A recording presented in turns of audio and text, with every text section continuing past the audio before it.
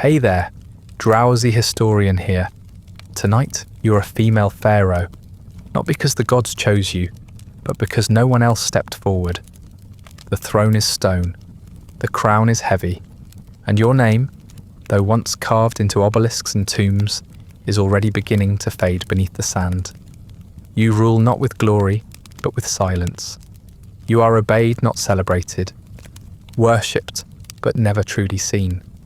You wear a beard that is not yours, speak words written by others, and spend a lifetime trying not to disappear, only to vanish anyway. Before you let the past swallow you whole, do me one small favour. Tell me where you're listening from and what time it is there. It's strange, but I like knowing who's out there drifting off to these old, heavy stories.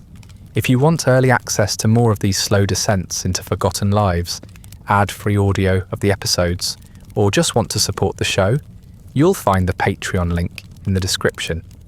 But for now, lie back, get comfortable. Let's begin. You were born in the cool hush of stone walls, behind a curtain of linen soaked in lotus oil. The women sing as you arrive, not joyfully, but dutifully. Another daughter. The midwives murmur prayers to Hathor, to Isis, to keep you safe and quiet. The nursemaid wraps you in linens embroidered with your father's name, as if proximity to his titles might shield you from the disappointment. A girl in the house of the king is not a curse, but she is rarely cause for celebration. Your mother holds you to her chest with a careful, steady touch. There is no weeping, no crowning, no announcement carved into temple walls. You are not the next chapter. You are a footnote breathing. You grow in the shadows of columns older than memory, your footsteps echoing in marble halls where the gods once walked. Or so they say. The air always smells of incense and sun-warmed limestone. You learn to step softly. You learn not to ask questions. Your world is the inner court, the women's wing, the open-air gardens where papyrus scrolls are read aloud for the amusement of queens and concubines alike. You are educated in the ways that matter, how to read the old tongue carved into temple walls, how to perform the hymns with the right intonation, how to walk with grace even when your sandals blister. You are taught to be pleasing, poised, reverent. You are not taught to command. At state dinners you sit behind the throne, just out of sight. You watch your father raise a cup to foreign envoys, while your brothers are summoned forward to speak. They stammer, sweat, boast. You stay still. Your gaze does not leave the golden cobra on the brow of your father's headdress, even as your own is bare. When guests look your way, they call you lovely. When scribes record the feast, your name is left out. You learn to be still in the way statues are still, decorative, unmoving, unavoidable. You smile when spoken to. You nod when addressed. You are not shy, you are precise. There is power in that, though no one says it aloud. Your brothers are trained with swords and chariots, their arms calloused, their palms blistered. You are trained in protocols and offerings, your hands soft, your voice refined.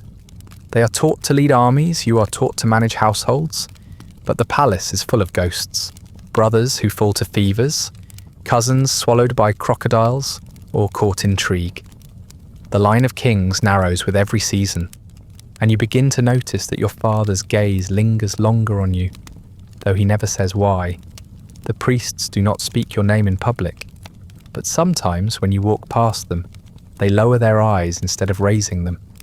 They are thinking, weighing, watching. You are never allowed to be alone. Not truly. There is always a servant, a scribe, a distant guard whose spear glints in the sun. Even in the cool stillness of the palace bath, someone waits, ready to pour oil, to fetch linen, to witness. You are told it is for your safety, but safety feels like surveillance. You grow up knowing that your value is always being assessed, not in coin, but in usefulness. As a daughter, as a wife, as something that might be shaped, reshaped, recast in gold or stone. You learn to listen more than you speak, to read gestures more than scrolls. You are clever, but you never say so aloud. Sometimes your mother takes your hand and leads you to the temple, not during festival days, but in the quiet, empty mornings when the gods are still waking. She tells you the stories, how Isis hid Horus in the reeds, how Mart weighed the hearts of men, how Sekhmet drank blood until it turned to beer. You do not yet understand that these tales are not just myth, but lore, that the throne is built on them, that one day you might be asked to become a story yourself. Your mother runs a hand through your hair, murmuring a blessing you've heard too often to believe. You will make the gods proud. It sounds like a hope. It feels like a warning. You are brought before statues so old their faces have worn away. You kneel, you offer, you bow lower than the scribes. You recite the words that were written before your ancestors had names. And yet, in all these rituals, the gods remain silent. They speak to your father through omens, through dreams, through the mouths of priests. They speak to your brothers through opportunity and inheritance. They do not speak to you. Not yet. You tell yourself it is because you have not asked the right question or made the right offering. But part of you already knows. Divinity has favourites, and they do not look like you. There are days when you wander to the edge of the royal gardens and stare at the walls, the real ones, thick and sun-baked, that separate your world from the one outside. You hear voices beyond them. Market cries, the bray of donkeys, laughter. You do not envy the commoners, but you do wonder what it means to live without being watched, without your worth being constantly measured against a bloodline and a pantheon. You imagine walking through the streets with your face uncovered, your name unspoken. You imagine disappearing. But then a servant calls you back, and you return, obedient and unseen.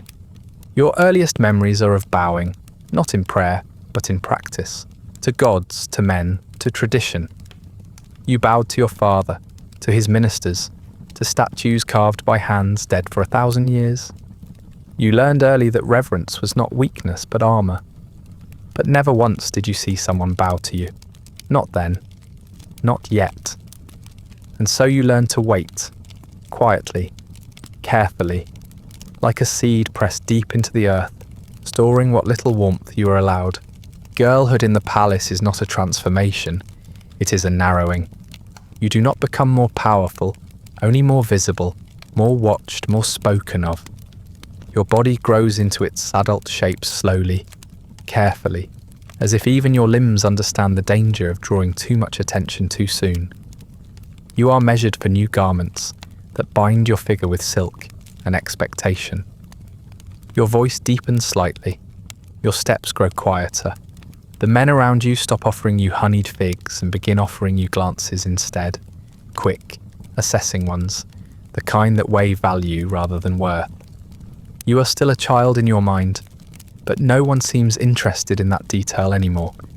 You are now a woman in waiting, and you begin to understand how much of palace life is spent waiting. Your brothers become louder as they age, taller, brasher, quicker to laugh with their mouths full. They are sent to train with generals in the hot fields behind the palace walls. They return with bruises and pride, mud on their ankles and sunburned forearms. They boast about spear techniques and chariot turns, about how the old guard is finally taking them seriously. You are not jealous, you are careful, you ask questions that sound flattering. You memorize the names of the men they train under, the phrases they use when trying to impress each other. You watch your brothers compete over titles none of them have yet earned, and you note which ones speak first, which ones go quiet, and which ones pretend they aren't afraid of the future. You are summoned to the court more frequently now, not to speak, but to stand, to be present, to be observed. Your place is always the same, behind the second pillar on the left, just inside the line of respectability, just outside the reach of actual consequence. You are allowed to witness the performance of rule without ever participating in it. You watch as your father receives tribute from merchants and emissaries, his expression unchanged whether the gift is a gem or a goat. You watch as priests recite dreams they claim to have had, messages from Ra or Thoth or some lesser deity hoping for new statues. You watch your brothers standing proudly beside the throne, their eyes wide, their feet shifting, their smiles held just a beat too long, and you notice when the vizier leans forward to whisper in your father's ear. You notice when the guards switch places, when the eunuch taps twice on the floor before entering, when a minister clears his throat before lying. No one teaches you to watch, no one tells you what to look for, but you begin to see patterns where others see ritual. You learn that when a priest refuses wine, it means a fast is coming. That when your father rubs the bridge of his nose, he's already made up his mind. That when silence falls in a room full of men, it isn't always reverence. Sometimes it's fear. Sometimes it's calculation. Sometimes it's the kind of silence that means someone is about to be replaced. You're promised in marriage when you're still young enough to count the years until it. The arrangement is spoken of casually, as if your body were merely a ledger entry being moved from one temple to another. The man is older and noble, useful. His name is repeated often enough that it begins to feel like a command. You are told it is a great match, that you will live comfortably, that you will honour your family. You do not cry, you nod, you thank the gods, and later that night you scratch his name into a stone tile in the garden and chip at it with a stick until it crumbles into dust. He dies before the ceremony, a fall from a horse, they say, or poison, or infection. The story changes depending on who tells it. You are instructed to mourn privately, but not too visibly. The engagement was not yet official, and public grief would be unseemly. You follow orders. You wear grey for 3 days. You light incense at dawn. And in the silence that follows, you realise something important. The dead cannot hold you. The living can. The ones with hands and titles and intentions. You are not married again. Not yet. But the conversations resume almost immediately. This time, you listen more closely. You begin to notice the servants who listen. The ones who move like ghosts, their hands folded, their eyes always low. You watch how they navigate rooms without being noticed, how they carry information in silence, how they speak only when spoken to, and even then, sparingly. You mimic them. You learn how to appear smaller than you are. You begin to disappear into rooms instead of entering them. You stand so still during court sessions that one guard forgets you're there and speaks carelessly about a missing shipment of copper. You don't mention it to anyone. But later, you notice the vizier moving men around. Quietly, without public explanation. You begin to understand the difference between being powerless and being discounted.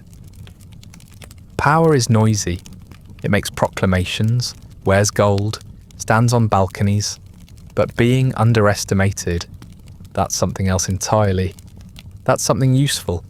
You are not meant to be dangerous, and so you become invisible, which, in this place, is the closest thing to freedom. When guests come to the palace, merchants from the Levant, dignitaries from Nubia, even a prince once pale and sunburnt, you are paraded at dinner like a polished gem. You sit at the far edge of the table, your posture flawless, your smile gentle. You are spoken of, not spoken to. They admire your grace, your silence, your lineage. No one asks your opinion. That would be inappropriate. But you hear everything. You watch who drinks too much, who glances too often, who mentions future plans as if they are certainties. Later you repeat these things to no one. You write them on scraps of papyrus, and then burn them in a lamp dish. You remember what matters. You're given more scrolls to study, not just poetry or myth, but law, economics, administration. You read tax codes, grain tallies, logs of temple donations, and military assignments. No one asks you to, but no one tells you to stop either. The scribes begin to glance at you with something like caution. One gives you an extra seal stamp and says nothing. Another pretends not to notice when you correct a copied line of ritual text. You never claim authorship. You never sign your own name, but the knowledge begins to accumulate in you like sediment. Heavy, patient, unseen. You learn the names of gods and enemies equally. You learn that the two are not always different, that alliances are built on needs, not trust, that priests argue more about politics than divinity, that generals are always planning for a war they hope won't come, that your father speaks more to his advisors than to his wives, that your brothers compete for attention but not for wisdom, and that wisdom, in this place, is not in what you say, right? It's in what you allow others to believe you do not know. There are nights when the palace feels too large, too cold. You sit in the garden with your knees tucked to your chest and listen to the jackals howling in the distance.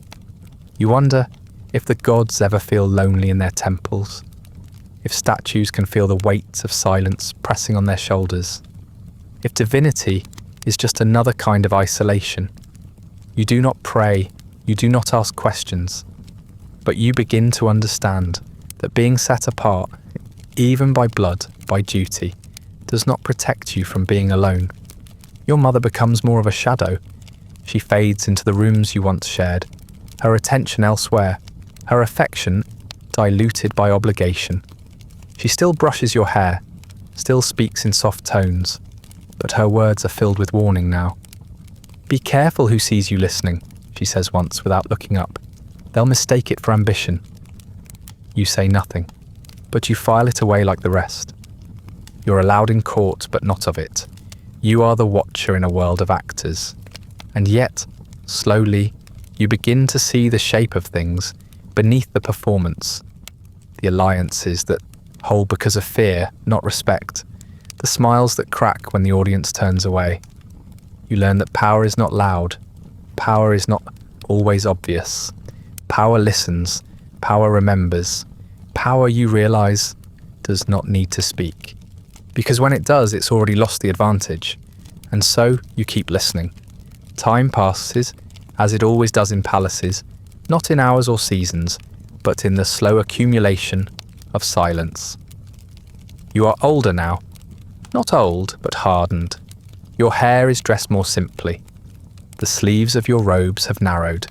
The servants no longer bow quite as deeply, but they move more carefully when you pass. You no longer stand at the edge of court. Now you sit, occasionally speak, often listen. You are not yet central, but you're no longer ignored.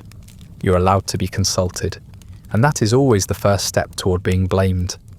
Your father grows quieter too. It begins with headaches, then stiffness, then days when he doesn't rise at all. The priests call it a divine withdrawal. The physicians do not call it anything. There are mixtures and poultices and prayers. The court adjusts itself around the absence. Ministers make decisions without his signature. Temple petitions go unanswered. Messages pile on his writing table. You are summoned more often now, not for ceremony, but for steadiness. You learn to speak in his voice, without claiming it. You carry orders you never saw him write. You begin to understand that power does not only pass through blood, sometimes it leaks through cracks. When he finally dies, it is no longer a surprise. The mourning is real, but it is also a formality. His body is wrapped and perfumed. The tomb he prepared decades ago is made ready. The temples chant. The court waits, not for grief, but for guidance, and there is none. Your eldest brother died in a skirmish near the Delta. Another was exiled after offending the priesthood. One vanished on a diplomatic voyage and never returned. Your father's named heir, your half-brother, is too young, still stammering through his lessons, still more interested in beetles than gods. The one cousin, ambitious enough to try, is too far upriver and too closely tied to a rival house. No man in the family has both the lineage and the proximity. And the court, already jittery from drought reports and temple unrest, cannot afford a vacancy. So they turn, reluctantly, quietly, without ceremony. To you, you are not crowned. You are not declared Pharaoh. You are appointed regent, a neutral word, a temporary role. You accept it without flourish. You do not argue. You do not hesitate. You say it is for the boy, for continuity, for ma'at. But everyone in the room already understands, when a throne sits empty too long, the first person to hold it becomes difficult to remove. You are not a ruler, not yet, but you are the shape the throne has taken, and no one dares to reshape it just yet. You do not make speeches, you do not stride into the throne room and demand obedience. That would be foolish, that would be loud. Instead, you wait. You speak only when spoken to. You offer guidance when asked. And when no one else dares to make a decision about the harvest, about the Nubian border, about a tax dispute between temples, you nod and the room exhales. You do not act like a ruler. You act like an emergency measure, a plaster over a crack in the wall, a shadow that steadies the flame. They call you God's hand, the Great Mother, the protector of the air. They do not call you Pharaoh. You do not ask them to. But slowly, the seals you press are no longer questioned. The orders you give are not rerouted through a man's mouth. The guards bow a fraction deeper. The scribes begin leaving space for your name, not carved in stone yet, but scratched into parchment, slipped quietly into the folds of the official record. You sign in ink. You hold court from behind a screen. You wear the cobra crown, not because you claim it, but because no one else dares. You are careful in public. You speak of your role as temporary. You invoke Moat often, the great balance, the sacred order, the harmony of things as they are meant to be. You remind the court that your guidance is in service of the gods, of the boy heir, of tradition. You let them see you as a caretaker, not a threat, a bridge, a buffer, a woman holding the crown until the rightful hands are strong enough to lift it. But in private, you start waking before dawn. You meet with generals. You revise grain forecasts. You sit in the hall of petitions and listen to commoners speak of livestock and broken wells as if the world is ending. You take notes. Your chambers change. They are no longer draped in silk and oils, no longer perfumed and soft. They fill with scrolls, with messengers, with small carved statues of gods you didn't pray to as a girl, but now feel obligated to acknowledge. You sleep little, you eat less, and yet your presence thickens, like smoke settling in a room. You no longer move through the palace, it moves around you. The priests are the first to flinch, not openly, not all at once, but their questions become sharper, their smiles cooler. They begin to mention dreams more often, visions of dynastic stability, of omens involving lions and collapsing walls. A white ibis is seen flying east. A sacred cat refuses to eat. These are not warnings, they are hints, invitations to step aside before being asked. You thank them for their wisdom. You triple the offering budget for the temples, and you remain exactly where you are. The boy they want, your stepbrother, visits the court under heavy escort. He is pale, uncertain, fidgeting in robes too large. He stumbles over a ceremonial greeting. He cannot pronounce the name of the god he's meant to honour. The court watches without expression. Later, in the privacy of your quarters, he bursts into tears. You hand him a cloth. You do not speak. You know better than to console him. That would imply he is small. Instead, you sit beside him until he stops shaking. When he returns to his tutors, he does not look back, but you notice his next set of lessons includes oratory. You begin to dress differently. Not lavishly, not yet, but simpler garments give way to stiffer linen. Gold appears where it hadn't. Your collars grow broader. The crown is no longer removed after council meetings. You no longer pretend it is a placeholder. The ministers start addressing you without hesitation. The guards speak your name to announce your arrival. And still, no one calls you Pharaoh, but the people outside the palace, The grain counters, the tax scribes, the commanders in the south. They call you something.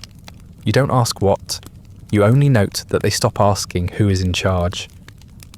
There are moments when you remember how you used to listen, quietly, invisibly, from the sides of rooms. Now you listen from the centre, and you realise that the words haven't changed, only the distance has. Men still talk in circles, they still posture, flatter, conceal. But now they do it toward you. They fear being misheard or not heard at all. And that fear, more than any decree, becomes your true authority. You learn to hold silence like a knife. You walk through the palace differently now. Not faster, not louder, just straighter. With less hesitation. You pass statues of kings long dead and do not avert your eyes. You do not feel triumphant. You feel responsible, like a caretaker of a house you did not build, filled with ghosts you did not invite. You no longer ask whether the gods approve of your presence. You assume they would have struck you down if they disapproved. Or perhaps they are simply as tired as you are. Power comes, not with ceremony, but with repetition. You sign decrees until your wrist aches. You receive petitions until your voice goes hoarse. You light incense until you no longer smell it. You do not feel powerful. You feel necessary, and that is more permanent than any title. You are still not Pharaoh, not officially, not yet. But the throne no longer feels cold beneath you. You write letters in your own hand, sealed in your name. You arbitrate disputes between noble houses whose histories you've memorized better than their own scribes. You raise taxes where needed. You lower them where wise. You inspect a granary, unannounced, and find a chamber stuffed with mouldy wheat. You dismiss the overseer on the spot. No one questions it. Later, someone carves a small image of you near the doorway. No name, just a figure with a crown. You do not comment on it, but you pass by that door more often than you need to. It does not happen all at once. There is no great proclamation, no sudden shift of sun or sky, no voice from the heavens. There is simply a point where the court stops waiting for the boy to grow into the role you already occupy. And in that quiet, unmarked moment, your regency ceases to be temporary. No one says it aloud. There is no need. The title regent is still used in the formal scrolls, but the deference shown is no longer conditional. The petitions brought to you are no longer phrased with the awkward phrasing of transition. They assume finality. The tax officials do not ask for the boy's seal. The generals no longer mention his name. The people speak of the palace as yours. The palace itself begins to move around you accordingly. You do not argue. You do not correct them. You simply continue what you have already begun, quietly, steadily, without drama. You increase rations to the southern gnomes during the lean season. You approve infrastructure repairs to a key canal after the spring flood. You permit one noble family to rebuild a fire-damaged estate, while denying another the same request on account of unpaid grain obligations. These decisions are not questioned. They are expected. The scribes begin calling your policies precedents, as though they have already stood the test of time. The boy, now taller, better dressed, still quiet, begins to fade into the background. Not resentfully, but obediently. He still appears in public. He still practices ritual phrases in front of his tutors, but he does not try to rule. You do not force him aside. He simply steps backward each time you step forward, and eventually he stops stepping at all. You do not ask what will become of him. You assign him titles that sound important and ensure his chambers are well appointed. You do not want him afraid of you, but you do not need him visible either. The court adjusts itself to the new reality, like sand settling into stonework. The priests speak more cautiously now. Their earlier concerns about divine order have not disappeared, but they have changed shape. They no longer question your right to govern. They question how best to interpret it. A new dream is reported by a respected elder in the temple of Amun. a falcon flying northward, at dusk, passing over the palace 3 times. It is said to be a sign of what is not specified, but the implication is clear. The god Horus approves of you. At least, he does not disapprove. A week later, a statue is unveiled in your honour at a temple festival. You are not told of it beforehand. You pretend to be surprised. The dreams multiply. A crocodile climbs from the river near the granary and blinks at the guards before disappearing. A lotus blooms out of season on the palace grounds. A scribe swears he saw a double rainbow over the eastern gate, though no one else did. The omens do not come from you, but they benefit you, and so you let them accumulate. You allow the priest to tell the stories. You offer them incense and gold. You sit beside them during ritual and bow your head when they speak your praises. You do not smile too widely.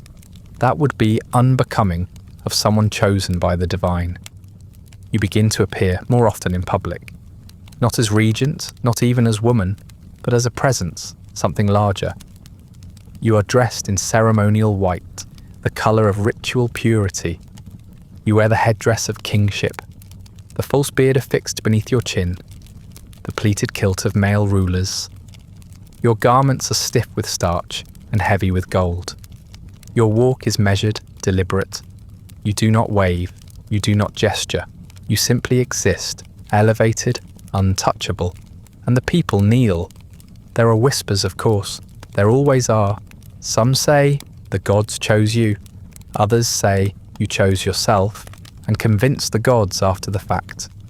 There are murmurs about precedent, about dynastic continuity, about women stepping beyond their place. But these are murmurs, not protests. You do not answer them. You do not need to. The harvests hold. The river floods well. The taxes arrive on time. As long as Mart is preserved, the people will accept whatever form their ruler takes.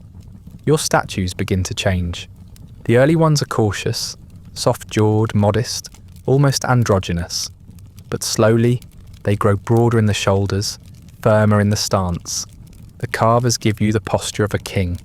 The face hardens into neutrality. Some images still bear your features, your high cheekbones, your narrow eyes. Others smooth them away entirely. One statue, unveiled at a northern temple, bears a face that could be anyone's. You do not comment. You know it is easier for some to worship a symbol than a woman. You allow it. You approve inscriptions referring to yourself with masculine pronouns. You do not correct the scribes who refer to you as he. It is not personal, it is political. The language of rulership is gendered, and the temples do not rewrite grammar for comfort. You learn to answer to whatever form they give you, as long as the message remains intact. Pharaoh reigns. The name matters more than the vessel. Your advisors begin addressing you differently, not always in words, but in posture. They pause before speaking. They bow more deeply. Their scrolls arrive pre-approved, as if they've already guessed your judgment. The guards no longer escort you, they follow. When you enter a room, it quiets. When you speak, it listens. You no longer need to assert control. It is simply understood that you have it. You keep the rituals. You wake before dawn. You offer incense to the gods. You recite the names of the dead in the proper order. You conduct festivals with the appropriate gravitas. You do not allow the illusion to fray. Rule, you understand now, is not about command. It is about continuity. You are not a flame. You are a wick that must not extinguish no matter how heavy the oil. You rarely sleep. The weight of the double crown sits behind your eyes even when removed. You begin to speak less. Not from arrogance, but from calculation. Words spoken too freely lose their value. Your silences are more powerful now than your declarations once were. You begin to hear ministers repeating your phrasing. You begin to notice how often they watch your face for direction. They have stopped asking who rules. They ask instead what you will do next. You do not name yourself Pharaoh. You do not declare it. You do not demand a coronation. Instead, you allow others to say it for you. A priest reads an omen, A scribe records a dream. A general kneels. A temple carves your cartouche above the lintel without waiting for permission. The boy is still alive, still present at the margins of ceremony, but he no longer speaks. His hands remain folded. His gaze never lifts from the floor. When he signs documents, he looks to you first. It is clear now that he understands. And so the title settles not with ceremony, but with inevitability. You are not regent. You are not queen. You are Pharaoh, not because you said so, but because no one else dared to. The court adjusts, the scribes rephrase, the statues rise, the gods are said to have chosen you, and you allow them to say so. Your new role begins, as all things divine do, with ceremony. The kind that stretches across days, through incense-choked halls, and under the gaze of statues, too ancient to remember the first kings. They blessed. You rise before the sun and are bathed in sacred oils by gloved attendants who do not meet your eye. You are dressed in linen pressed so stiff it crackles. The cobra crown is fastened to your brow with pins and prayers. You are walked to the temple as if carried, even though your feet never leave the ground. Every step you take is part of the choreography now, rehearsed, timed, symbolic. The priests chant, the offerings smoke, the crowd bows as one. You do not speak. You stand in stillness as your name is sung aloud by voices that have never spoken to you directly. You are praised not as a woman, not even as a ruler, but as something abstract. The keeper of Maat, the living breath of Horus, the hand of Ra extended across the Nile. The words are beautiful. They are also unbearable. You are no longer permitted to cough, to sigh, to blink too often during invocation. Everything you are now belongs to performance. You learn quickly that the throne does not release you when you stand, that the ceremony never truly ends. It changes shape, from public pageant to private scrutiny, from festivals with drums and dancers to daily rituals carried out with deadly precision behind closed doors. There are prayers to speak before meals, before sleep, before decisions, before bathing, before the recitation of royal dreams. Even your silence must be deliberate. Even your movements must align with cosmic order. You cannot be seen turning your head too quickly. You cannot stumble. You cannot express uncertainty. Even in private, you are no longer allowed to be a person. You are something else now, something carved. Your meals are taken alone, not as a punishment, but as a necessity. No one eats beside a god. You are served delicacies arranged in perfect symmetry on trays of polished bronze. You eat slowly, methodically, with utensils fashioned to resemble sacred animals. You are expected to show gratitude to the gods before each bite, and to leave offerings for the temple after. No one asks if you're hungry. Hunger is not part of the divine experience. You sleep surrounded by guards, not in the same room, that would be unthinkable, but in enough proximity that you can hear the clatter of their armour in the courtyard outside. Your chambers are luxurious but uncomfortably large. The ceilings rise too high. The oil lamps throw your shadow across walls covered in your own image.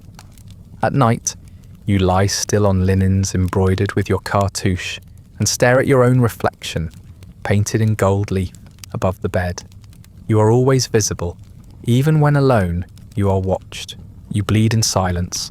The priests never speak of it. The women assigned to manage your linens are trained to be discreet. The temple scrolls say nothing about a divine body aging or aching. Your pain is considered unmentionable, your biology irrelevant. You learn to stand without wincing, to pray without clenching your fists, to hold a divine smile in the midst of cramps so sharp they hollow you out. No one cares if you're tired. The gods do not sleep. Or if they do not admit it. You no longer speak in your own voice. When you give orders, they are phrased in ritual language. When you greet ambassadors, you do so with lines provided by scribes. When you bless harvests, you recite words spoken by rulers dead 1,000 years. You offer predictions about the Nile's rise that you do not believe, because belief is not the point. You do not laugh, you do not curse, you do not tell stories that are not allegories, you do not ask questions. The gods already know the answers, and so you must pretend to as well.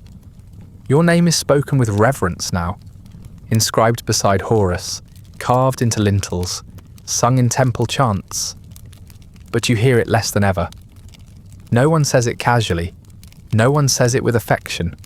You are addressed by titles, by epithets, by formula. Daughter of the sun, she who keeps the scales, the voice of eternal order. You begin to forget what it sounds like when spoken without ceremony. You wonder what your mother used to call you in moments of softness, and realize you can no longer recall. It has been too long since anyone addressed you as anything less than immortal. You become a vessel, not of power, but of symbolism. You are expected to carry the weight of perfection without allowing it to crack. You are not worshipped for who you are. You are worshipped for what you represent, and that, you begin to realize, is lonelier than obscurity ever was. You were invisible before.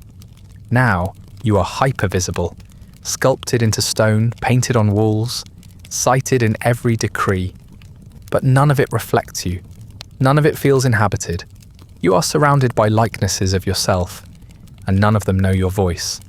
You find yourself longing for silence, not the watchful silence of the court, but real, feral quiet, the kind found in reed marshes at dawn, the kind that existed before the throne, before the temple, before the word divine attached itself to your shadow.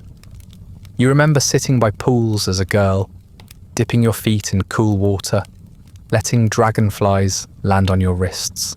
There were no guards then, no prayers, just mud and wind, and the sun rising without reference to your name. That world is gone now. It lives only in memory, and memory fades. You begin to forget how to speak without performance. You try once, alone in your chamber, to say something meaningless out loud, just to see how it feels. Your voice comes out cracked, hoarse, wrong, as if it no longer belongs to you. You used to tell stories to the younger servants, little myths, little jokes, before you were crowned. You cannot remember the punchlines anymore. You cannot remember your laugh. You try to write your own words late at night on scraps of discarded papyrus. Not decrees, not prayers, just thoughts.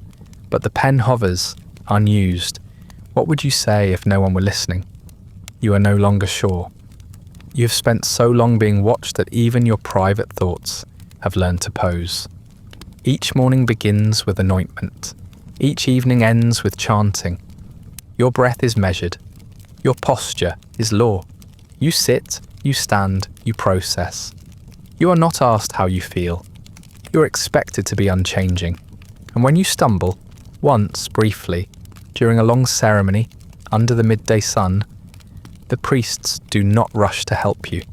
They freeze. If you fall, you will break the illusion. And so, you do not fall. You steady yourself. You smile. And the ceremony continues. You are praised daily, publicly, without sincerity. You're told you are beloved, eternal, divine. But there are days when you wake and feel nothing but fatigue. Not of the body, though that exists too, but of the role. Of the unrelenting demand to be more than human in a world that punishes humanity. You cannot grow old. You cannot grow tired. You cannot mourn. Even your grief must be sacred. Even your suffering must be sculpted. You see statues of yourself raised in courtyards, in temples, in distant cities you will never visit. They all wear the same expression. Stern, eternal, unreadable. You wonder if the sculptors ever tried to capture what you actually look like when you're alone. You know the answer. Your divinity is not a gift. It is a burden wrapped in gold. It glitters from a distance, but up close, it is suffocating. Your new role begins in ceremony, and it never ends. You decide to start building. You begin with modest renovation, a cracked lintel here, a sunken courtyard there. The temple of Amun receives new paving stones, and the priests bow a little deeper when you pass. A small shrine outside the city wall is rededicated with fresh paint, new offerings, and your name etched beside the old one, not over it. No one protests. It is the sort of thing a ruler is expected to do. Preserve the sacred, honour the gods, maintain the visual continuity of devotion. But even in these first careful acts, you understand the real purpose. It is not simply worship. It is survival. Stone lasts longer than memory. You have seen what happens to names when they are not reinforced by granite. The tombs of your ancestors are filled with erased cartouches, replaced inscriptions, recarved faces that no longer match the bones beneath them. You know how quickly a ruler can be unmade by a new regime, a jealous priesthood, a careless generation. You do not want to be beloved. You want to be undeniable. So you build. You build temples with your name on every threshold, not because you're arrogant, but because you're realistic. You fund garden complexes with papyrus ponds and sycamore groves and covered walkways where petitioners may wait out the sun. You commission water clocks for shrines, granaries for nomarchs, pylon gates etched with divine imagery. You restore neglected sanctuaries in the provinces, not out of piety, but because every repaired temple wall becomes another voice, repeating your name into the future. When you visit the sites, the builders bow. The overseers gesture proudly at their progress, but none of them say what they are thinking. You hear it anyway, tucked between compliments and measurements. You're not meant to be doing this. You build obelisks taller than any your father raised. Slender pillars of pink granite hauled from quarries so distant it takes months just to reach them. You receive updates from scribes stationed along the route, reports of delayed barges, of workers fainting in the heat, of sacred animals spotted and interpreted. You send more food, more gold. You authorize extra hands. You ask for speed, but not sloppiness. You are exacting, not cruel. The obelisks must stand longer than the kingdom. That is the point. You know they speak of your projects as excess, as vanity. Some call them distractions, others call them desperate. They say a woman ruler must carve her legitimacy into stone because she cannot carve it into bloodlines. They say you build because you cannot conquer. They say your monuments are compensation. You do not correct them. You do not explain that in Egypt, construction is not vanity, it is continuation. That kings rise and fall in the span of a harvest, but temples carry their names for 1,000 years. If a wall says you were Pharaoh, then you were, no matter what the next ruler claims. You appear in your own reliefs, offering to the gods, Amun, Maat, Thoth, your arms outstretched, your hands full of incense, ankhs, small golden statuettes. You commission hundreds of these images, not because you're pious, but because they make you visible in the language of eternity. You are always depicted with perfect posture, serene gaze, crown unshifting. Sometimes the carvers hesitate when working your profile. They ask whether to render your features as they are or as they should be. You say nothing. Let them decide. The result is always a little of both. Softened cheekbones, strengthened jaw. A hybrid figure. Not woman, not man. Pharaoh. You are not naive. You know that some of the workers joke about you, that they mimic your walk behind scaffolds, that they roll their eyes when a new order arrives demanding symmetry, alignment, revision. But they still carry the stones. They still lift the copper chisels. They still flatten the plaster and smooth the paint and bend their backs beneath the sun. Whatever they think of your rule, they obey your commands. They participate in the world you're building. That is enough. You walk the sites in person when you can. You step over rope markers, nod to foremen, run your fingers along freshly carved reliefs. Your sandals fill with dust, your robes catch on scaffolding. You let it happen. You want the workers to see you, not from balconies, not in gold, but at eye level. You ask questions about alignment, about drainage, about weight-bearing beams. You know more than they expect. You correct a measurement once and the architect goes pale. After that, your instructions arrive with less resistance. You do not just build for legacy. You build for now, to fill the silence. The construction noise is oddly comforting. The clang of tools, the shouted orders, the steady rhythm of progress. It gives shape to your days in a way the rituals do not. The temples are for the gods. The ceremonies are for the people. But the building, that is for you. You begin to dream of stone, not of monuments completed, but of walls rising, one slab at a time, slow and permanent. You dream of scaffolding, of ropes stretched taut across the sky, of bricks placed in alignment with stars. You dream of workers chipping away at faceless figures, trying to find you beneath the rock. In the dreams, they never quite get it right, but they keep trying. You start visiting the archive chambers beneath the palace, cool dark rooms where inscriptions are drafted before being carved. You read through proposed texts line by line. You approve dates, titles, genealogies. You correct a scribe's phrasing once, changing "protector of the South" to "preserver of order." He bows without speaking. You begin writing fragments of your own, not poems, not decrees, but sentences you once remembered.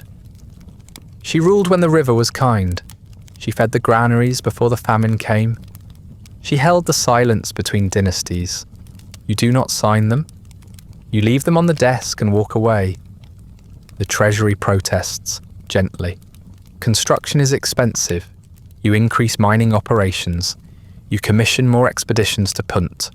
You tighten the grain quotas in the north. Just slightly. You do not starve anyone. You simply redirect the flow. A kingdom, like a wall, requires balance. And no one ever asks how much gold was spent once the monument stands. The priests shift their tone. At first, they had called your projects dedications. Now they call them acts of divine will. They say the gods work through your hand, that your vision is sacred, that your precision proves the harmony of the heavens. You let them say it. You know they're trying to co-opt your labour into theology.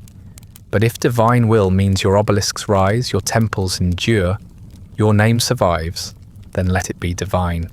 You begin to see your cartouche more often than your reflection. It appears on pylons, on stelae, on the undersides of stone lintels. It is carved into the backs of statues, etched into drainage basins, painted in blue pigment above the doors of shrines. Some days it feels like a ward against erasure. Other days it feels like a warning that the only part of you that will remain is the name.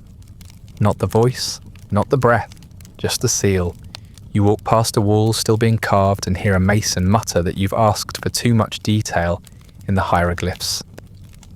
That no one will ever read them all, you do not respond. But later, you ask the overseer to ensure the spacing is adjusted so nothing is cut off. You do not argue for your worth, you argue for accuracy. If they will remember you as difficult, so be it. Let them also remember that your monuments do not crack. You build to be remembered. You build because you know memory is not kind to women who rule. You build because legacy, like worship, must be constructed deliberately. You build because every stone laid is one more day your name resists the sand. And slowly, as the walls rise and the gardens bloom and the reliefs harden in the sun, you begin to realize something else. That building is the only time you feel real. Not divine, not symbolic, just present, alive, moving forward. You are Pharaoh, yes, but here, you are also the architect of your own persistence. Stone becomes the only reliable memory, and so you keep building. You realize you're being watched constantly. At first, it is just a feeling, a hesitation where there should be agreement, a glance that lingers too long before shifting away, a priest who no longer offers the second bow, a scribe who clears his throat before reading your name aloud. These are not slights, not officially. No one challenges you, no one disobeys. but there are pauses where there used to be rhythms, and the quiet begins to feel less like reverence, more like calculation.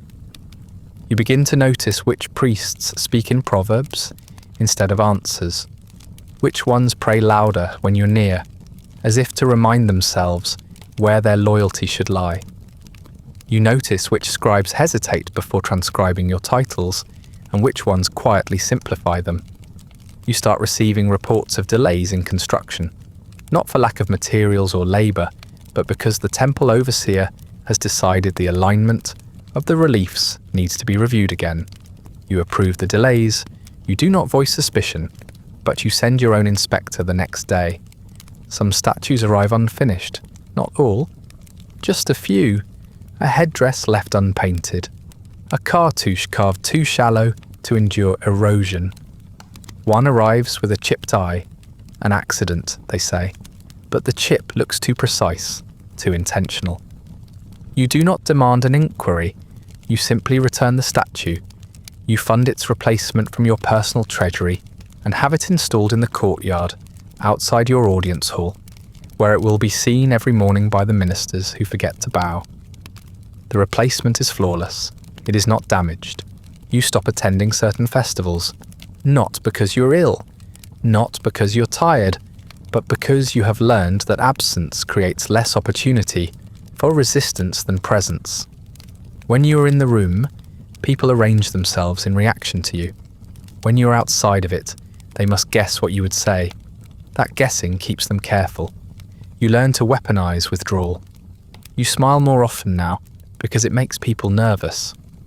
You notice one of your inscriptions has been altered, not removed, not defaced, just softened. A title abbreviated, a line of praise omitted. It is a minor temple in a distant nome, and it is explained away as a mistake in transcription. The priest responsible offers apology and sacrifice, but the stone has already been set, and you realize then that it is beginning. Not erasure, not yet, but revision. Quiet, plausible, deniable, and dangerous. You speak less. Not from fear, but from precision. Every word you offer now must be carved later, cited, interpreted. There is no such thing as idle conversation for someone who is both monarch and myth. When you were regent, you spoke often because silence could be mistaken for weakness. Now silence is your armour. You answer in nods, in raised brows, in measured sighs. You discover that ruling is not about being heard, it is about being inevitable.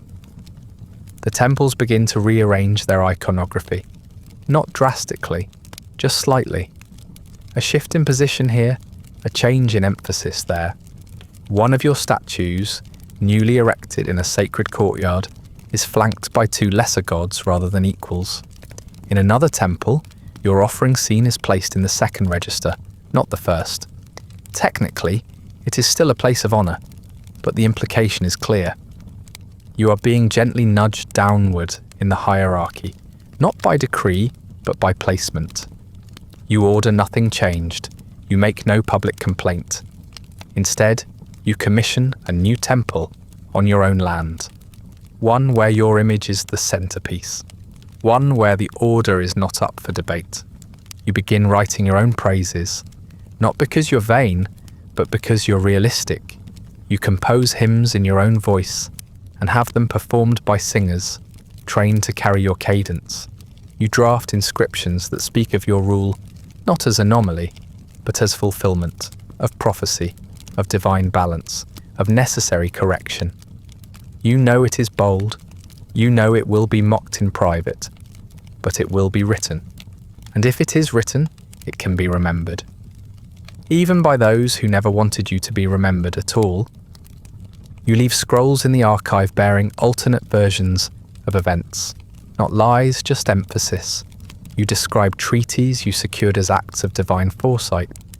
You describe canal repairs as acts of mercy. You describe your regency as a sacred interregnum foreseen by the stars.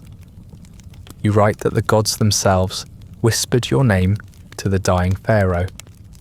You do not claim to be chosen, but you make it difficult for anyone to prove You are not.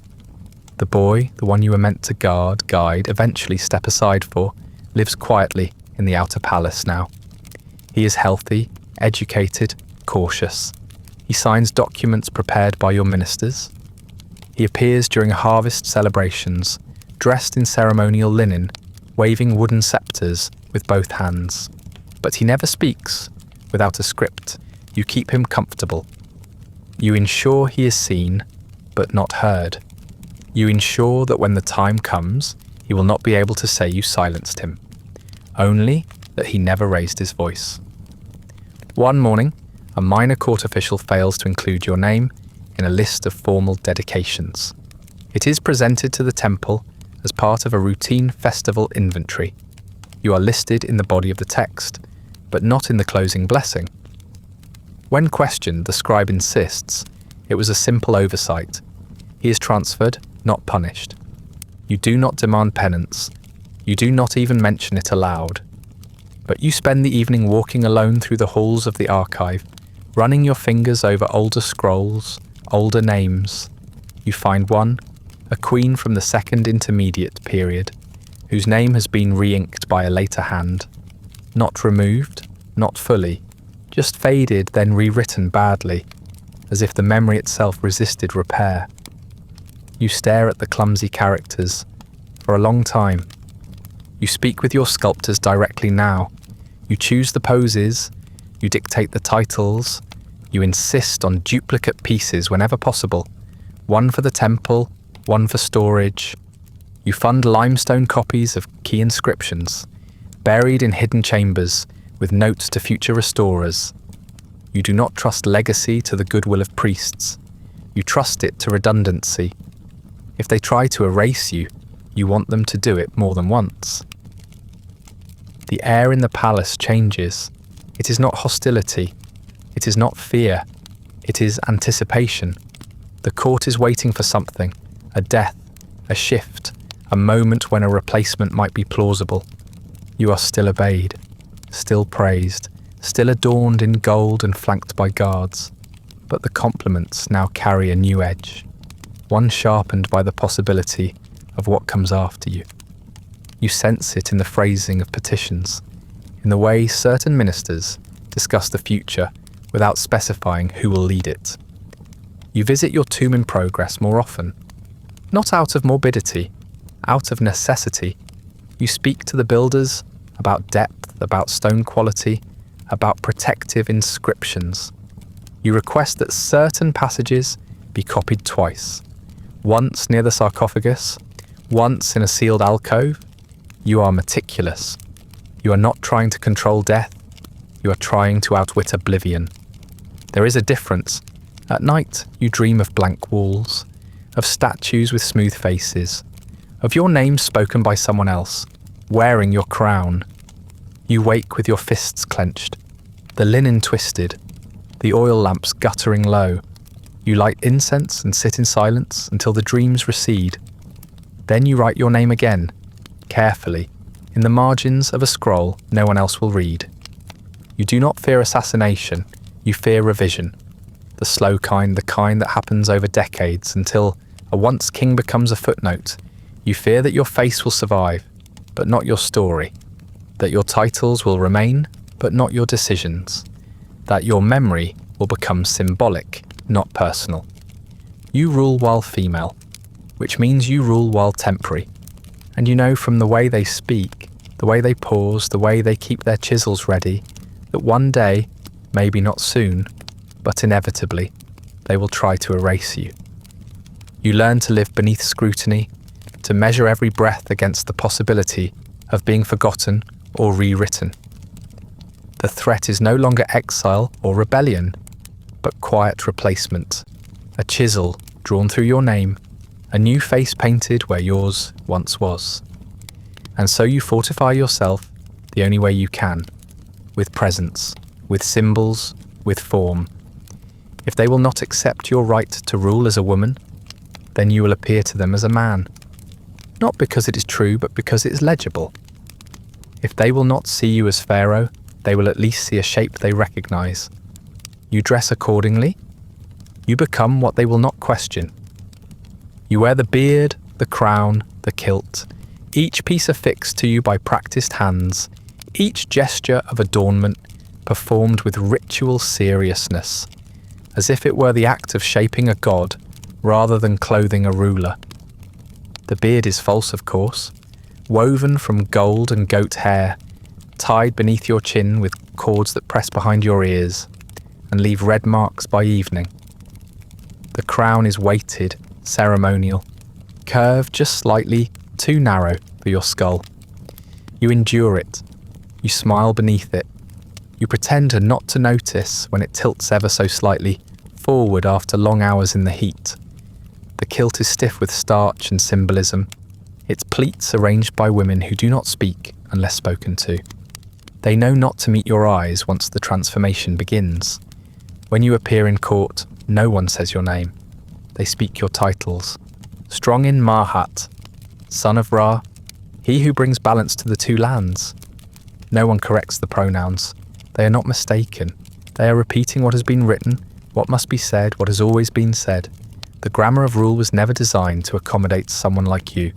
So the language bends, but does not break. You are he. You are Pharaoh. You are woman. All of these things at once and never in balance.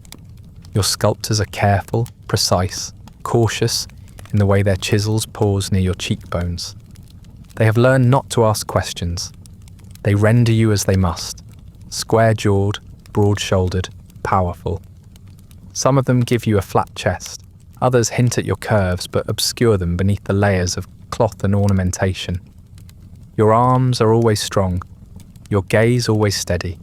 You are shown standing tall beside male gods, Osiris, Horus, Amun, indistinguishable in posture and form. Sometimes even the gods seem feminized slightly in your presence, as if they are adjusting themselves to match you, or you to them. You approve each image because what else can you do? Objecting would draw attention. Changing them would confirm the doubt. You allow the transformation. You sanction your own distortion.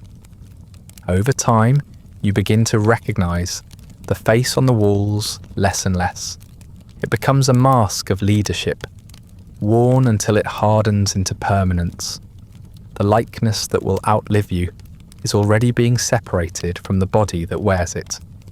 Your voice in public takes on the cadence of male rulers before you, slow, deep, unbroken. You train yourself not to rise in pitch when questioned, not to soften when challenged. You speak in full declarations, never trailing off. You do not allow hesitation. Every phrase is weighted, every word arranged like a carved inscription, something that might be repeated in temples, remembered after your bones have dried.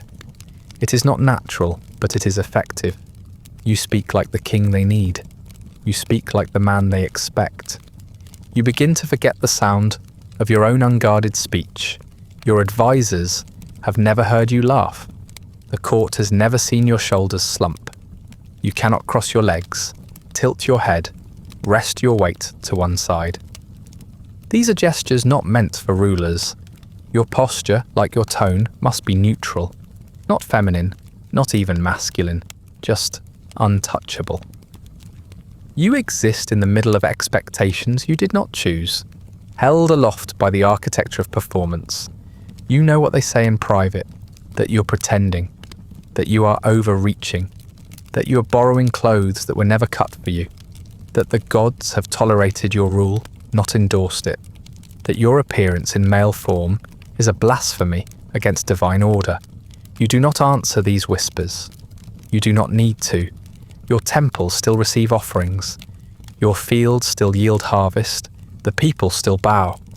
Belief in this country does not require logic. It only requires repetition. Still, the mask weighs heavier with time. You feel it in your spine, in your temples, in the ache that settles between your shoulder blades each evening. You strip the gold from your body at night with the same numb diligence that others use to remove armor. You untie the cords behind your ears. You wash the coal from your eyes until your skin burns. You sit alone in your chambers and stare at the place where your headdress rested, a pale line across your brow, like a scar that hasn't finished forming. You do not hate the costume, You understand its purpose, but you also understand that it erases you, piece by piece. The longer you wear it, the harder it is to remember what your body looks like without it. You begin to see your own face as something borrowed. Less yours, more theirs. A face meant to be seen, not inhabited. You stop catching your reflection in bronze. You stop looking altogether, unless you must. Once, late at night, you strip the facade before the attendants arrive. You remove the beard, the rings, the collar. You unfasten the layers of linen and step barefoot onto the cold stone floor. Your hair loose, your hands unpainted. You move to the polished obsidian mirror on the eastern wall, the one gifted by a merchant who claimed it never distorts. You look, you expect to see a stranger, but what you see is worse, not a stranger, but a version of yourself so weathered by performance that even stillness looks theatrical, even nakedness feels constructed. You were taught to be graceful, not strong, taught to observe, not command. You were told the throne was not for you, and now you sit on it draped in the identity of those who told you so. You wear their words, their symbols, their power, and still they do not fully claim you. You are too much for some, not enough for others, always too something, never quite right.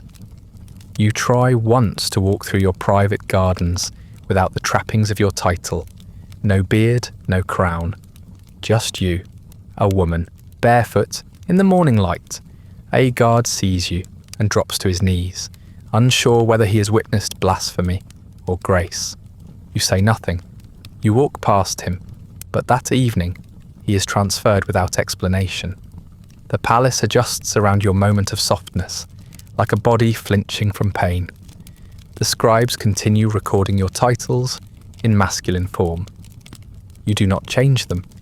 You do not rewrite the divine language. Instead, you begin writing poems, unsigned, unclaimed, buried at the bottom of scrolls, hidden in the folds of administrative texts. You do not write as king or woman. You write as something in between.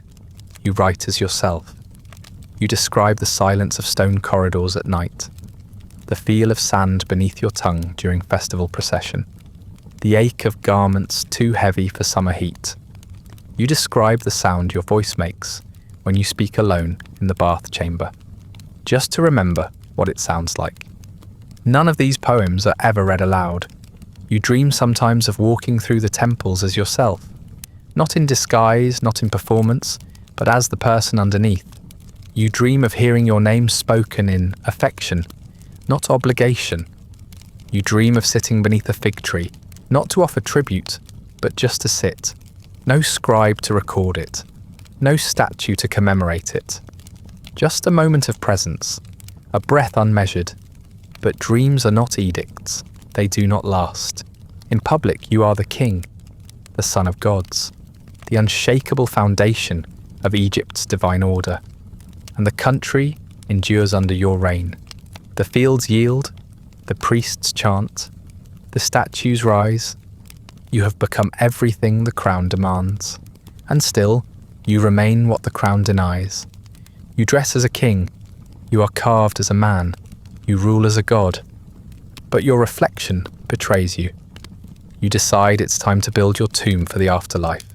You choose the site yourself, not in ceremony, not with fanfare, but with quiet, measured certainty.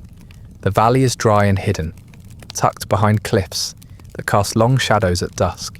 The stone is good, firm, veined with minerals, resistant to wind. It echoes when you speak. That matters.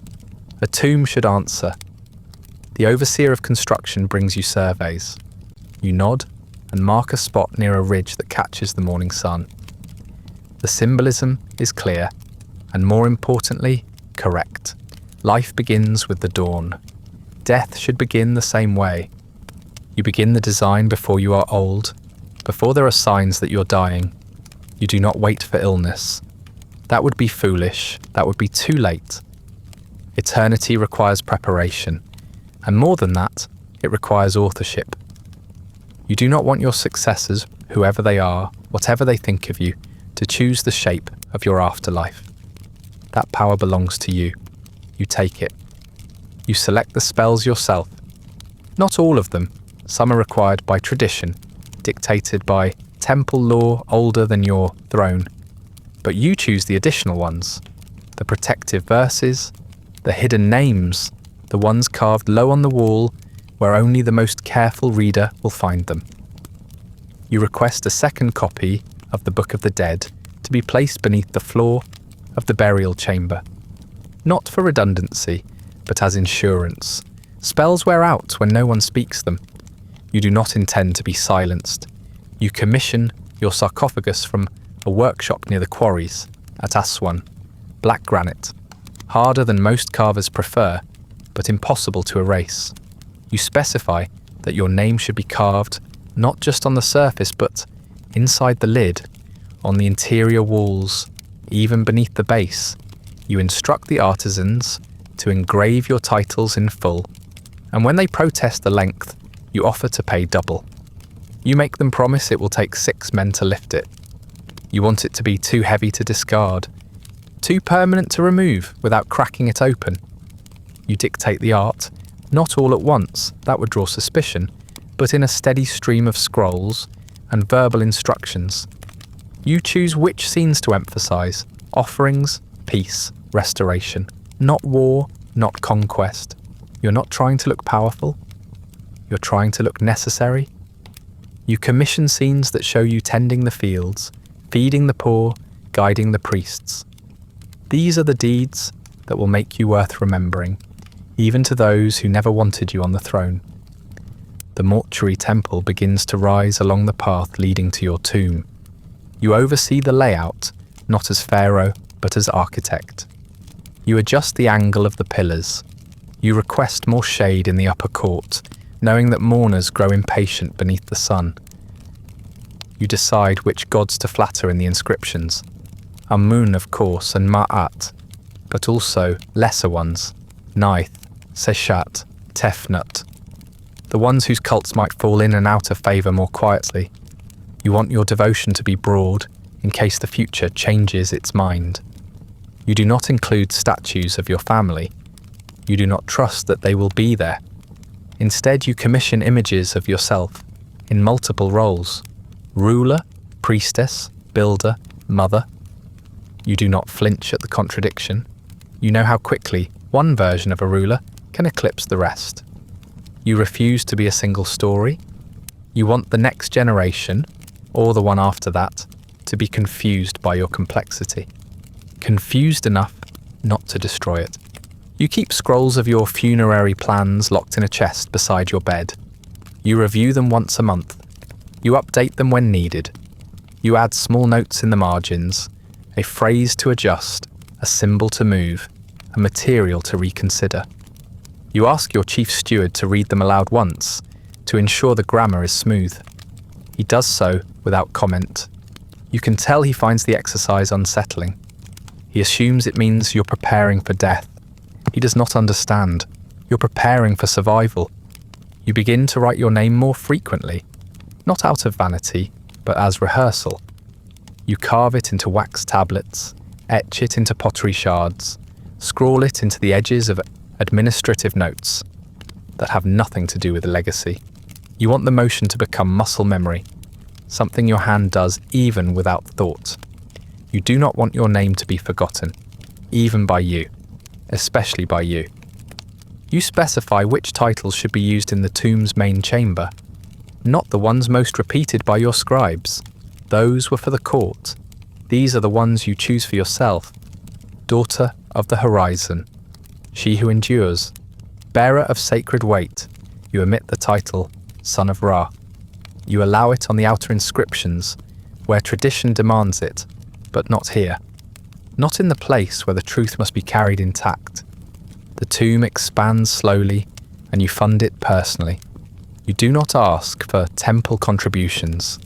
You do not tax the gnomes for its construction. You want no one to claim they built it for you.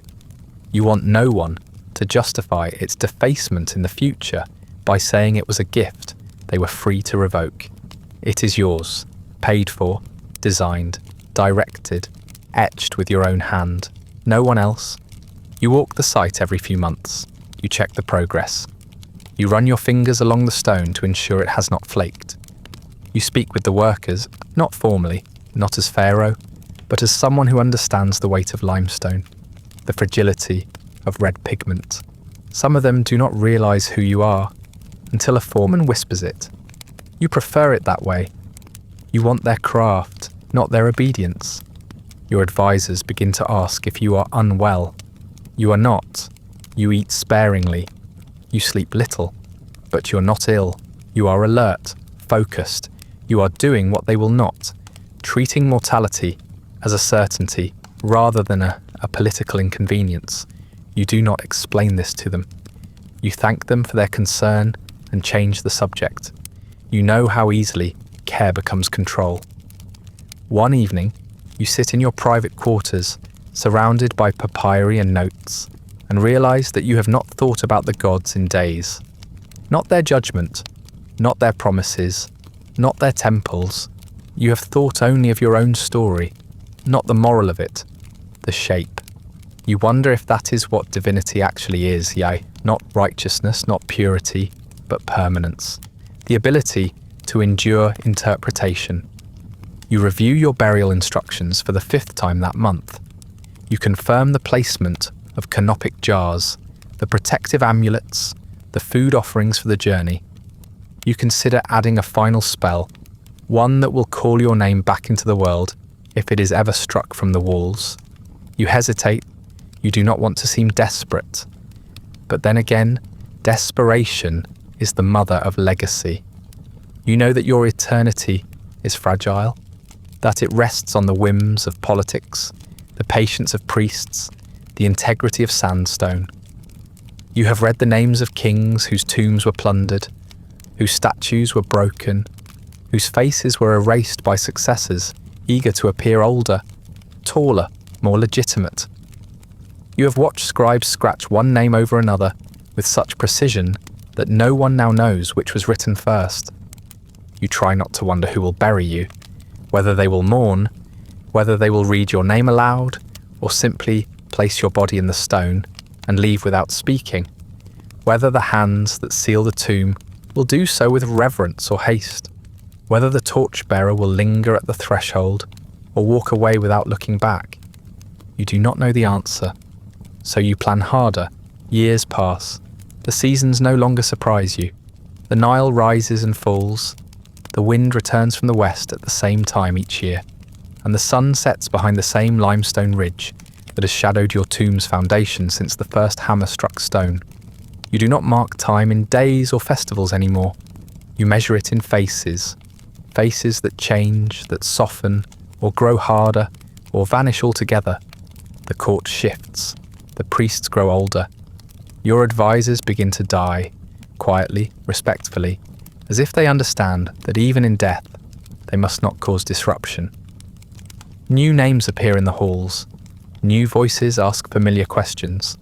You answer them the same way you always have, but they listen differently, not with awe, with routine.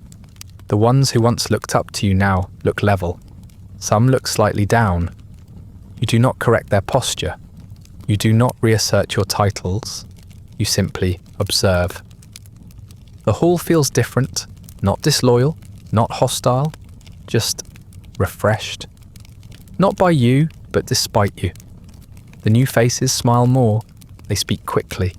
They reference trends in foreign courts, ideas from Nubian merchants, rumours from Western desert tribes. You're no longer asked to weigh in on everything.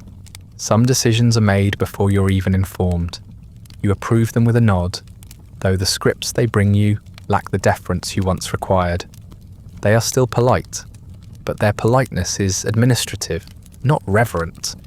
The priests begin to speak more of dynasties than of individual kings, of eras and reigns, not names. They praise your rule in context, not in isolation. They invoke your achievements as part of a long, winding lineage, a necessary chapter in a scroll still being written. You hear one of them describe your reign as a stabilizing presence between the fall of one bloodline and the rise of another. You're sitting only a few feet away. He does not look at you when he says it. You do not flinch. But later, in the privacy of your chamber, you write the phrase down and stare at it until the ink dries, crooked. You still receive offerings. The temples still chant your name, but the offerings feel thinner. The bread is coarser, the oils less fragrant, the gold lighter, more alloyed. You are thanked with the same words, but the tone is different. Not insincere, just tired. A ritual repeated without curiosity. You are an obligation now, a box to check, a name to preserve until someone decides it's no longer useful to do so. You walk slower, not because you're old, not exactly, but because your body has absorbed the years like sandstone absorbs wind. You feel the weight of ceremony in your joints. Your ankles ache after standing through ritual. Your voice does not carry as far as it once did, so you speak less. You still rise before dawn. You still wash with sacred salts. But sometimes you forget whether you've already completed a prayer. You begin repeating lines out of order. The attendants do not mention it, but one of them starts carrying a written copy of the morning liturgy, just in case. You dream more now, not of the gods, not of your tomb, not of death. You dream of gardens, of the ones you played in as a girl, where reeds brushed your calves and dragonflies landed on your wrists. You dream of the fig trees near the temple of Hathor, of the sun filtering through their leaves, of the smell of crushed mint beneath your sandals. Sometimes you wake with your hands curled as if around the stem of a lotus. Sometimes you wake weeping and do not remember why. You keep a small jar of dried petals beside your bed. No one asks where they came from. You notice things going missing, small things. One of your lesser titles omitted from a dedication scroll. A relief in your mortuary temple that has not been fully painted, even though the work was marked as complete. A small statue, gifted to a provincial shrine in your name, replaced with one bearing only the cartouche of the god it honours. Your image removed, your role unmentioned. When you ask, the priests say it must have been damaged or misplaced. They assure you it will be restored. You do not follow up. You know they will forget. The scribes grow younger. Their handwriting is smoother, but their knowledge is thinner. They mispronounce the names of your early advisors. They confuse the order of your early decrees. You begin to overhear them whispering about your age, speculating about succession, wondering aloud whether it is time for Egypt to renew its energy. They're careful not to say these things in your presence, but they forget how well sound carries through the sandstone halls you commissioned. One morning, a group of foreign dignitaries arrives for a ritual exchange. You are seated on the throne, dressed as always, every pleat and bead arranged. The room is prepared. The ceremony begins, but the chief translator stumbles over your formal introduction. He uses a title reserved for regents, not kings, not out of malice, but because that is what was written on the scroll he received from your own scribes. You watch the ripple of confusion pass through the audience. It settles too quickly. No one corrects it. No one rewrites the scroll. The moment passes and the ceremony continues. But you feel something crack, not loudly, but permanently. You begin visiting your temple less often. Not out of bitterness, out of preservation. You no longer trust what you will find there. The walls are still yours. The altars still bear your name. But the faces of the acolytes have changed. They do not recognize you without the crown. One bows too quickly. One forgets to bow at all. You smile and walk away. In your private chamber, you unroll old scrolls and read them aloud to yourself. Not the new ones, not the polished inscriptions, but the letters written during your early reign.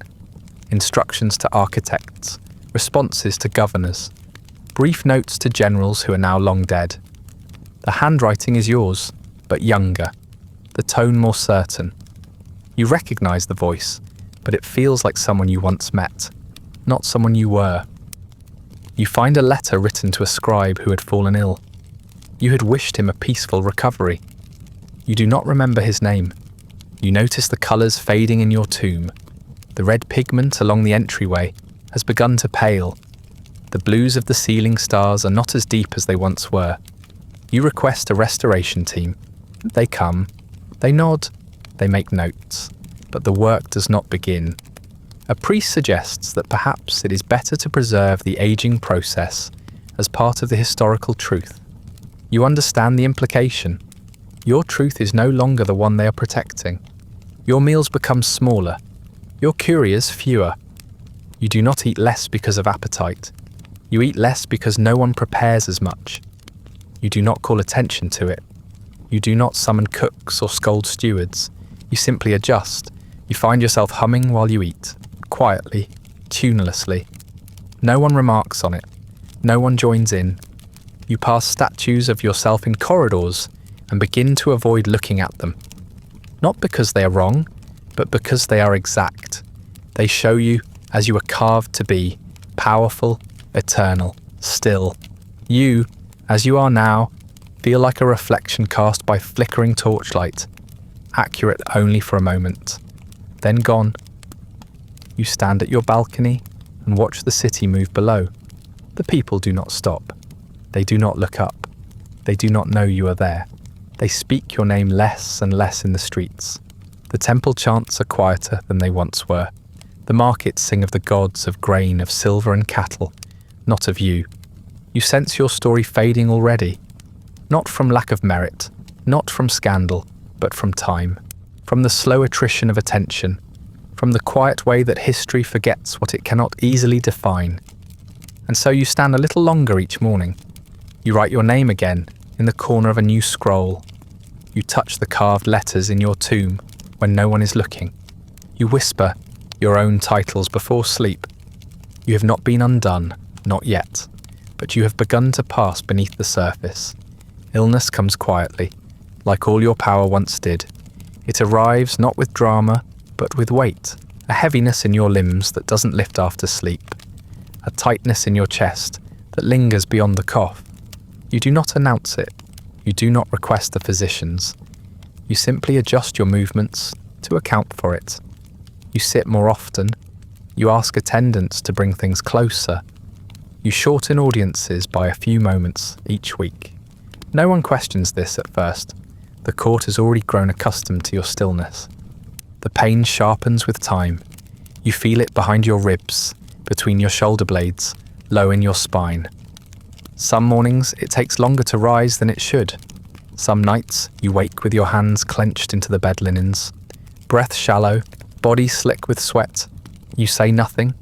You dress. You recite the prayers. You let the crown be placed on your brow. You enter the hall of petitions with the same expression you have worn for years. The same expression carved into stone. You do not flinch. You do not reveal. You rule. The physicians are called eventually, though not by you. An attendant notices your trembling hand as you pass a cup. Another hears you whisper the wrong line during ritual. The court does not speak of it, but it moves faster around you. Decisions are made before you request them. Scribes carry scrolls without waiting for permission. A governor submits his report directly to your steward, rather than to you. You are not ignored, not yet, but you are being gently moved aside, as though someone has already begun to prepare the space you'll leave behind. You feel the shift like a current. No one says you're dying, but the rituals become lighter, the rooms more crowded with watchers than participants. Priests perform the blessings with greater ceremony, as if compensating for something they do not say aloud.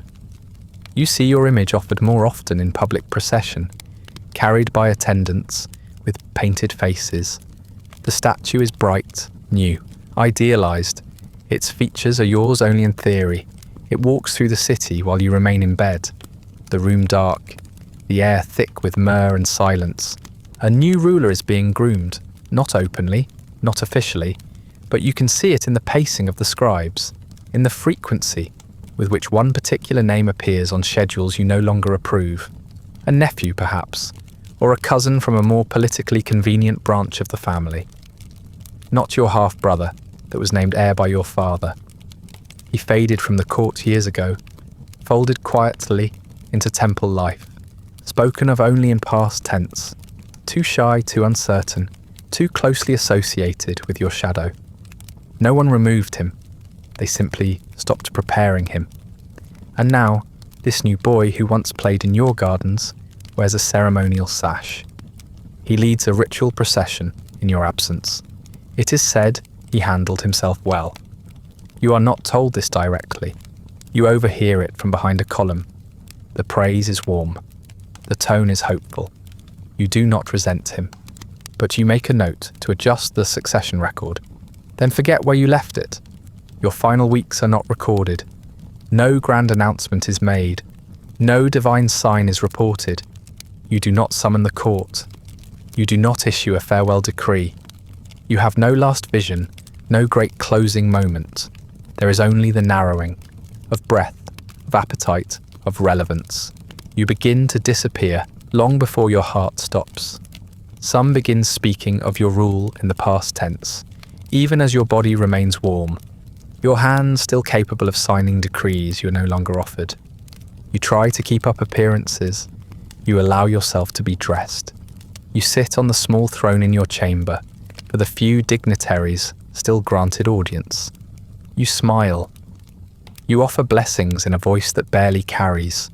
You nod, as if you are still deciding, still weighing, still ruling, but even you can feel it slipping. The weight of the double crown is no longer placed on your brow. The priests say, it is being repaired. The crown does not need repair. One night, you ask to see the scrolls bearing your name. Not the decrees, not the lists of offerings, but the official inscriptions, the funerary texts, the royal records, the histories carved in ink before they are ever carved in stone. A steward brings them slowly, with a slight bow. Some are missing, some bear edits in newer hands. One has your name crossed out lightly in pencil, as if a scribe meant to return to it later and forgot. You say nothing. You roll the scroll back and return it without comment. The steward does not meet your eye. You sleep more. Not by choice, but because your body demands it. Your dreams come in fragments, sounds without source, faces without names. You see temples empty and overgrown. You see your tomb with its doors still open. You see your statues worn faceless by time. In the dreams, you're not afraid. You're not even confused. You're simply absent. A presence removed cleanly, without pain, like dust swept from stone. One day, the court functions without you. The rituals proceed. The ministers convene. A festival is held in your honour, but you're not brought to the balcony. You're not asked to bless the offerings. The chants mention your titles, but not your name. The crowd cheers anyway. The festival is beautiful.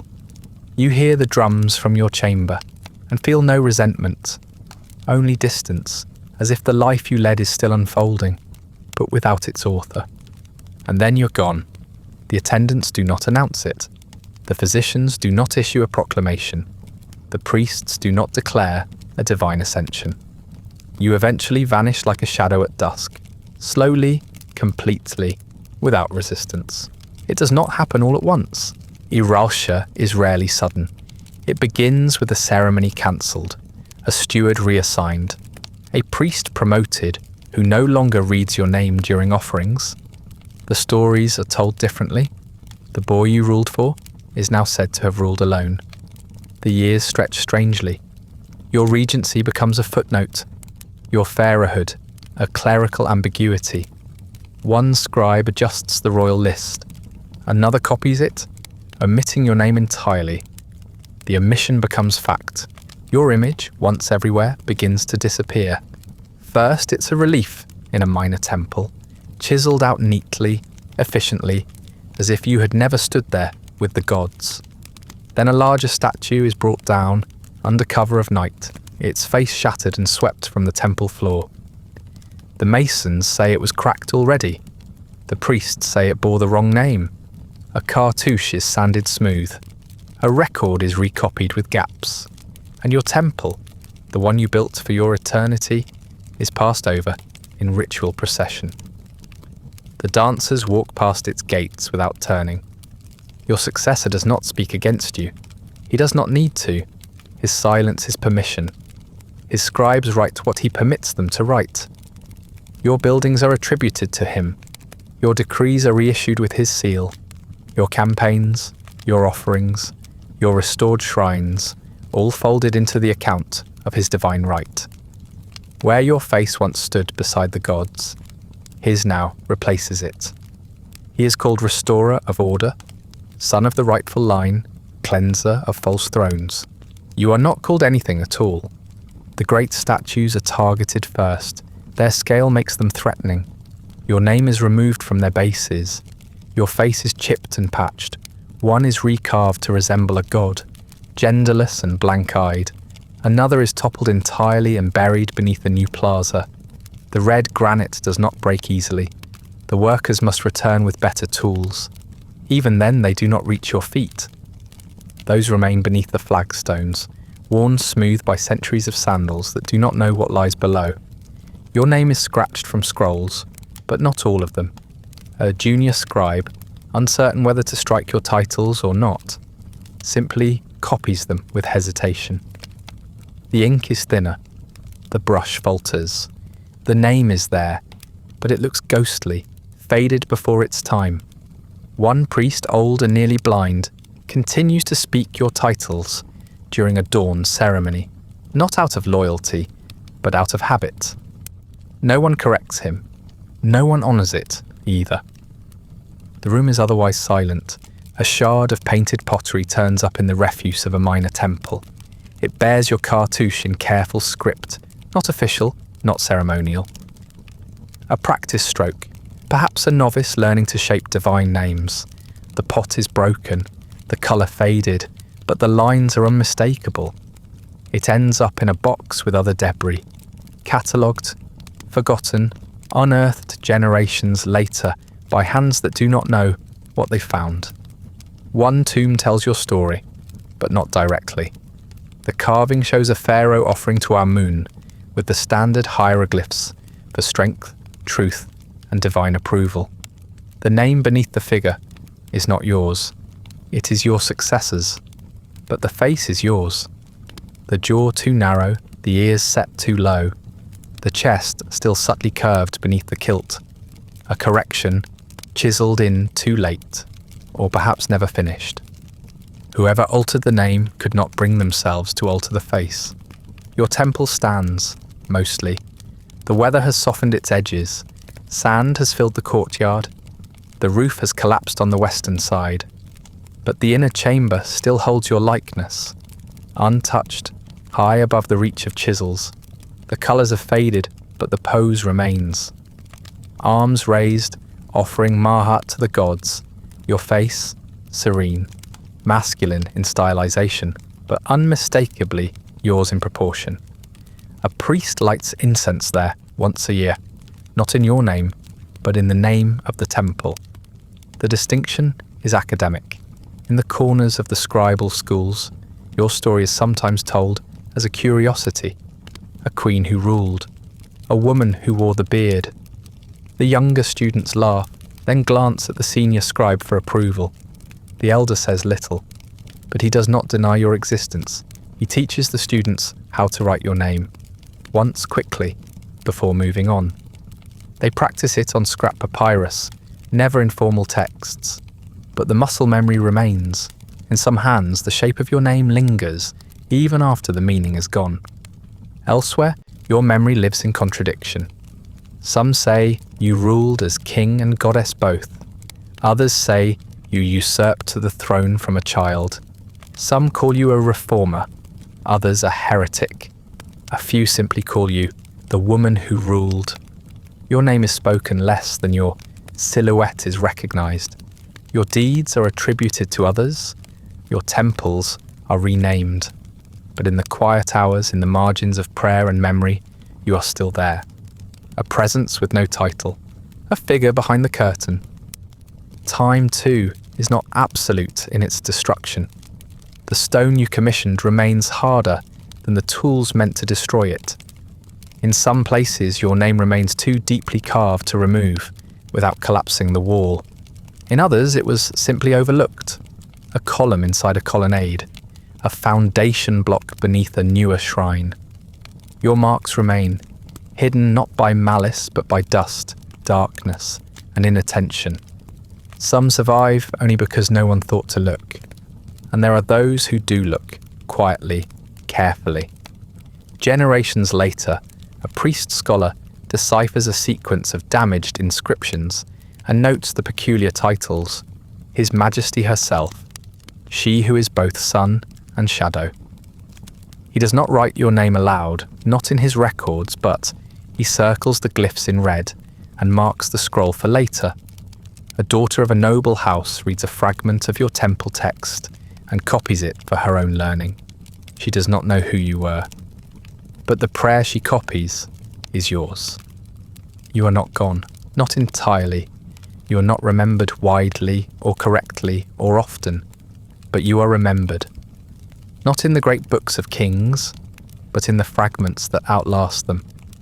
Not in the lips of priests, but in the hands of those who shaped their tools. Not in the glory of empire, but in the spaces it missed, the cracks, the margins, the places where stone endures longer than memory. And that is enough, because history does not always favour the loudest name or the strongest line. Sometimes it favours the one who simply remained, the one whose hand ordered the stone cut deeper, the one who understood that eternity was never guaranteed and prepared anyway. Your name is not carved into every wall, but it is carved somewhere, and somewhere someone reads it. That brings us to the end of tonight's quiet descent. The story of a woman who ruled not through conquest or celebration, but through stillness, ritual, and the slow, deliberate reshaping of what power was allowed to look like. If you're still listening, thank you for wandering through dust and memory with me. If you'd like early access to more of these slow walks through the neglected shadows of history, ad-free audio of the episodes, or just want to support the show, you'll find a link to the Patreon in the description. Feel free to like, subscribe, or leave a comment with other forgotten corners of history you'd like to see covered. If you're listening on a podcast app, a rating or review helps others find their way to these stories. And special thanks to the supporters who make this show possible, including our chroniclers, Andrew S., Amanda Lamke, and Rich Davis. Sleep well.